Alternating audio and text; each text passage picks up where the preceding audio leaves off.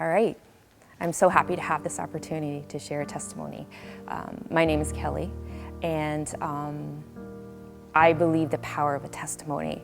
I'm so grateful to be here with you today to be able to share one of my many. To give a little bit of a backstory, about 4 years ago, I was at the height of my career. I was a high-level executive assistant, finally felt like I arrived in my job, doing well. One morning I was on my way to work and I was in a car accident.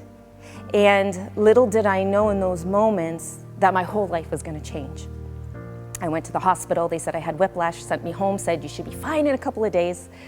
But to be honest, in a couple of days, what was something that was supposed to heal quickly, I found out was a concussion and memory loss. I had to quit my job, and all of a sudden I had to go through therapy, physical, mental, and emotional, because who I looked at in the mirror had changed. So for the first 3.5 years, one of the side effects of having a concussion, and anyone that's been through a brain injury understand migraines, narrow fatigue. It's like all of a sudden you have like a Spider-Man like senses, like you're in a room and it's a lot of people and you pick up everything at once and you just feel yourself very quickly because of the sensory issues. You shut down, started to get a headache. And so whether it was going to church on a Sunday morning, I'd have to go home and take migraine medicine.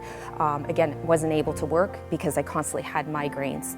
It really came real to me about how much this new Kelly and the pain I was going through became really real to me. My husband and I, for an anniversary gift 3.5 years ago, a couple months after my accident, we went to Orlando, Florida. And I had this thought in my head that even though I'm in physical pain, I'm gonna go to Florida. I'm gonna go to my favorite place, downtown Disney, which they have restaurants and bands, and we're gonna just have fun, and I'm gonna get away from myself.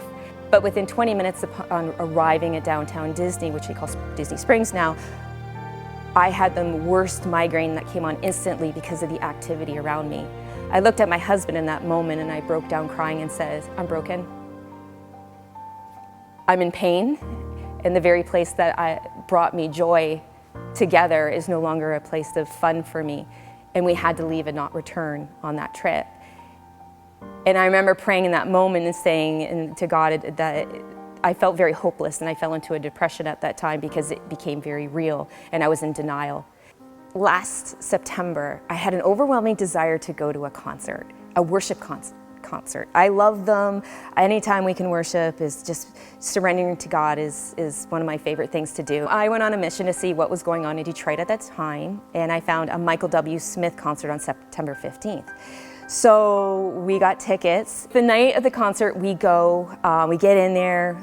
We're third row from the middle aisle from the stage. Like, that's how we roll. We just, like, when we go to concerts, we want to be like right in the heart of it. It was a sit-down concert, right? You didn't stand up. It was just more like a true concert where you're just bopping your head. But when Michael W. Smith came out on the stage, something shifted in me and I felt the Lord heavy on me. And all of a sudden, he started to sing one of his more popular songs, and inside me, the Holy Spirit started talking to me and saying, you know, why don't you stand up? And I'm like, no, that's okay, I'm cool. I'm just gonna sit here. And the next song came on and it was Let It Rain, a really powerful worship song. And I started to actually have an argument with the Lord because he's like, Kelly, stand up, raise your hand, surrender. That's why you're here. This is the desire of your heart. And I said, Lord, nobody's standing. I said, I kind of looked to the left and the right and there's thousands of people in here. I said, I don't want to block people's views. So I was actually giving him reasons why I shouldn't stand up. And the Lord was like, Kelly, stand, surrender, do what your heart desire. Who cares about the people here? Don't have a fear of man, fear me, surrender to me. And I was about to turn around literally and say, and he's like, don't turn around. He specifically said, do not look behind you, look in front. So I stood, and the moment I stood and I raised my hands and just a true surrender to the Lord, I trembled. And the words of the song was Breathe by Michael W. Smith, and the words were, this is the air I breathe, and I'm desperate for you. And it's a song about full surrender, and so that's what I did. My husband stood with me, and the next 45 minutes in a place of surrender, we just worshiped to God.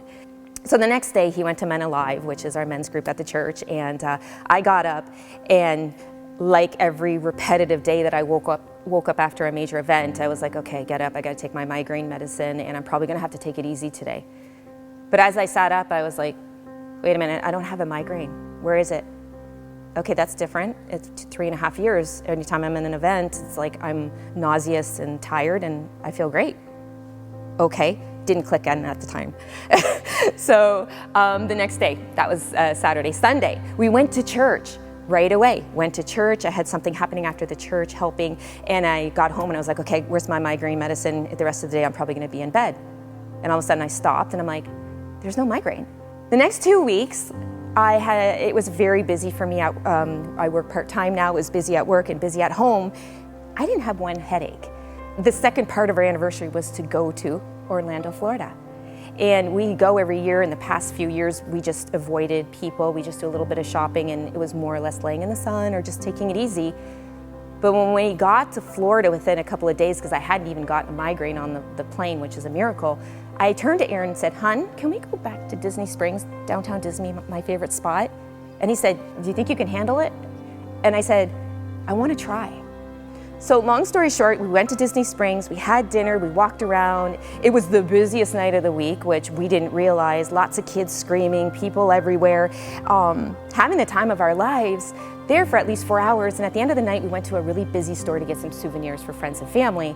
And I was picking something up and I felt the Holy Spirit say to me, "Kelly, how are you in this moment?" And I'm like, honestly, it's a little crazy in here, a little loud, but I'm good, I'm at peace. Why? And he goes, "Because Kelly, you're healed. You're fully healed, Kelly." The Holy Spirit revealed to me in that moment that literally about 50 feet from where I was standing was the spot that I was at 3.5 years earlier, where I lost hope, where I knew I was about to go into a new journey in my life that I had no idea what it was gonna look like, but I knew it was gonna be hard.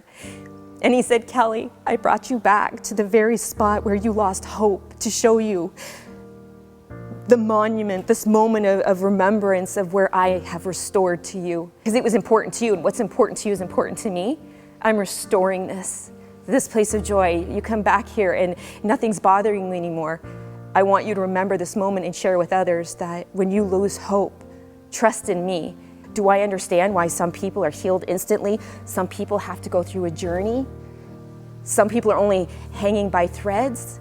But if you have faith and thankfulness and you just trust, and it's okay. You're gonna have days you're gonna cry, and you're gonna have days where you're just not gonna be able to hold it together. But if you continually just look to the Lord and say, "This doesn't make sense to me, Father, but I'm gonna trust you that you're gonna pull me through this," He will, because He's a God of restoration. He is a God of hope, and He is faithful. And even on the weekdays where I feel like I can't do this, I lift my head and say, "I can't do this, but you can do this, Father."